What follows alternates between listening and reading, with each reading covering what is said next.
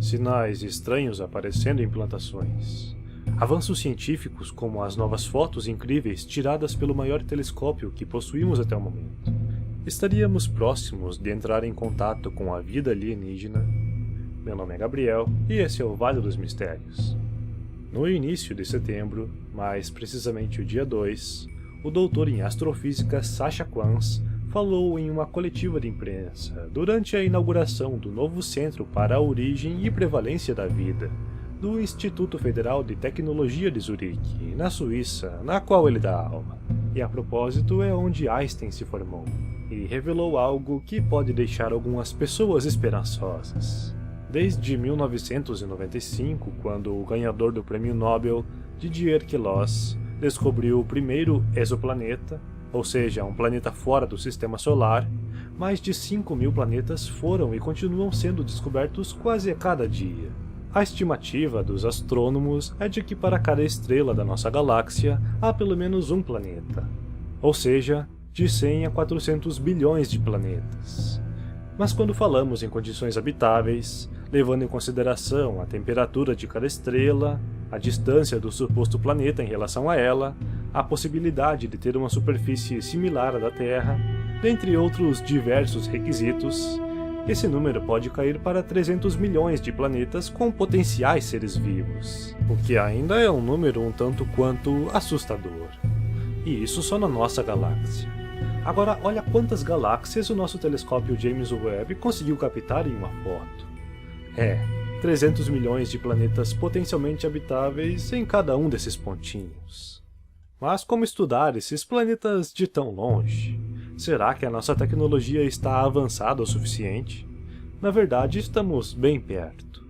O telescópio James Webb, que foi lançado em dezembro do ano passado, não tem como finalidade estudar esses exoplanetas, mas sim estudar a formação das estrelas, e mesmo assim apresentou diversos avanços na área. Até mesmo conseguiu tirar foto de um exoplaneta, o gigante gasoso HIP 65426b. O problema é que o James Webb não é forte o suficiente para estudar esses planetas. E é isso que está sendo desenvolvido nesse momento. Um instrumento capaz de investigar a atmosfera de planetas distantes através da radiação que se sente em forma de calor. Esse instrumento, chamado de METIS, será acoplado ao maior telescópio terrestre que está sendo construído lá no deserto do Atacama, no Chile, o Extremely Large Telescope, que terá 6 vezes mais resolução do que o James Webb. Só que tem um problema. A atmosfera da Terra pode vir a interferir as medições da química das atmosferas de planetas distantes. Então talvez não baste apenas nos prender às expectativas de resultados provenientes do Extremely Large Telescope. E por este motivo, uma nova missão para detectar e caracterizar as atmosferas de dezenas de planetas fora do nosso sistema solar está sendo desenvolvida. A chamada Large Interferometer for Exoplanets, abreviada LIFE, pretende usar uma ferramenta óptica para bloquear uma fonte mais forte para que os sinais mais fracos possam ser observados. Para melhor entendimento da proposta da interferometria, como é chamada essa técnica, vamos imaginar que estamos tentando detectar anéis de poeiras que orbitam uma estrela. Qual a chance de vermos quando o brilho da estrela não nos permite enxergar? É esse tipo de problema que pode ser solucionado com essa ferramenta. Então a ideia é lançar um telescópio para o espaço com esta ferramenta operando em infravermelho. A interferometria combina a luz coletada por diversos telescópios para separar a luz da estrela do sinal do planeta que a orbita. E pensando bem, eu poderia ter usado isso como exemplo logo de cara, mas vocês entenderam. Tá, e o infravermelho? Bom, o infravermelho é a luz além do vermelho, invisível ao olho nu, e pode mostrar impressões digitais devidas nos planetas a serem analisados, ou como os cientistas chamam, os biomarcadores, como por exemplo o oxigênio. Enfim, uma maneira eficaz de detectar atividades biológicas em um planeta. Levando em conta todos esses estudos e avanços tecnológicos, Quanz alega que achar indícios de vida fora da Terra dentro de 25 anos não é uma ideia irrealista. Até agora, eu falei sobre nós acharmos vida extraterrestre.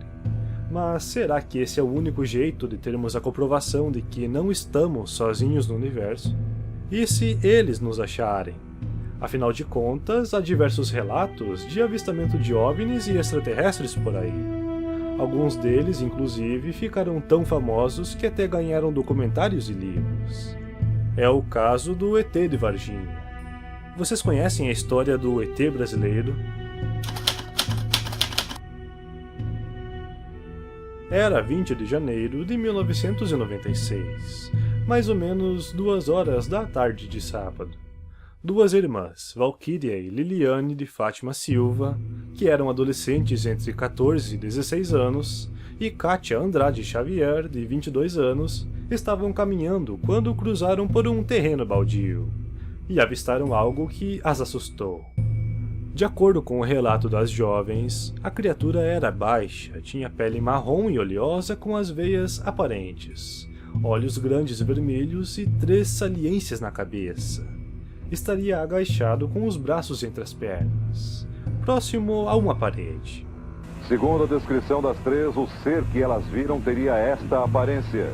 As jovens saíram correndo de medo.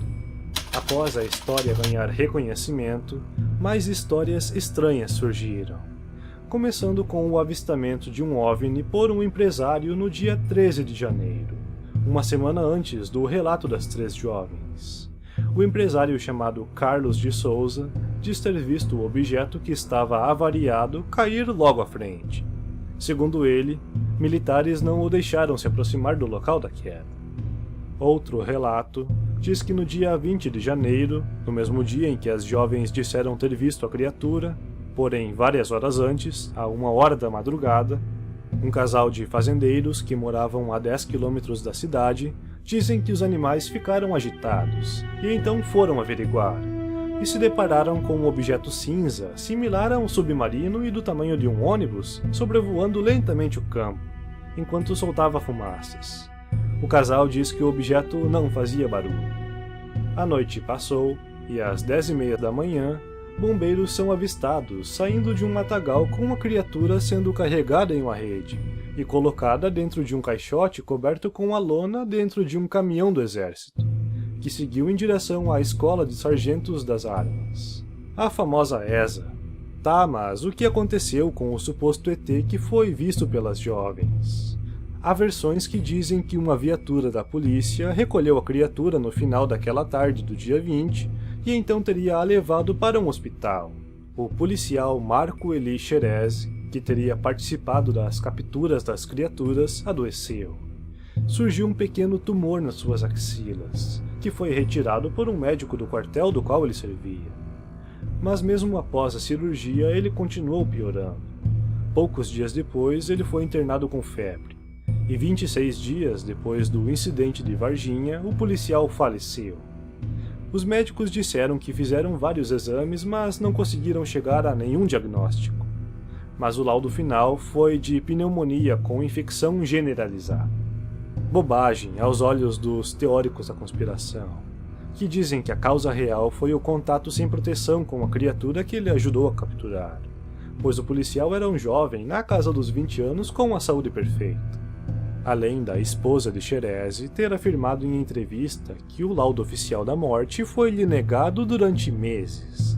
E para completar a bizarrice de toda essa história, uma mulher que na época trabalhava em um zoológico, Leila Cabral, disse que estava em um clube com os filhos durante uma forte tempestade que atingiu a cidade naquele dia.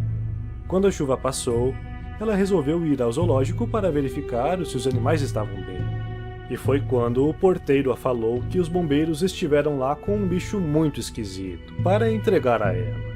Mas como ela não estava, eles foram embora. Até então, nada demais. Mas o bizarro mesmo foi o que começou a acontecer no zoológico durante os próximos meses. Animais começaram a simplesmente morrer, sem apresentar nenhum sinal de doença. Leila diz que ao todo, 5 animais faleceram. Claro que foram feitos exames para estudar a causa da morte misteriosa, mas tudo o que descobriram foi uma substância tóxica cáustica não identificada.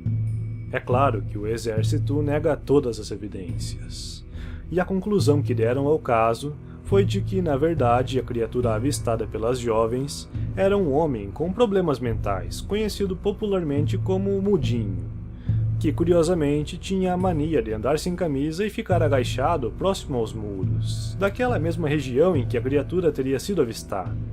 A polícia militar acrescentou que ele provavelmente estaria sujo de lama por conta da chuva, e por isso a pele estaria marrom. Só que Katia, uma das garotas, negou em entrevista de que se tratava do homem. Ela o conhecia e o teria reconhecido. Além do mais, a chuva começou por volta das 6 horas da tarde. Foi depois do avistamento, então não faria nenhum sentido ele estar sujo de lama. E aí, vocês acreditam que talvez os nossos vizinhos já tenham nos encontrado? Bom, espero que tenham gostado do vídeo e até a próxima.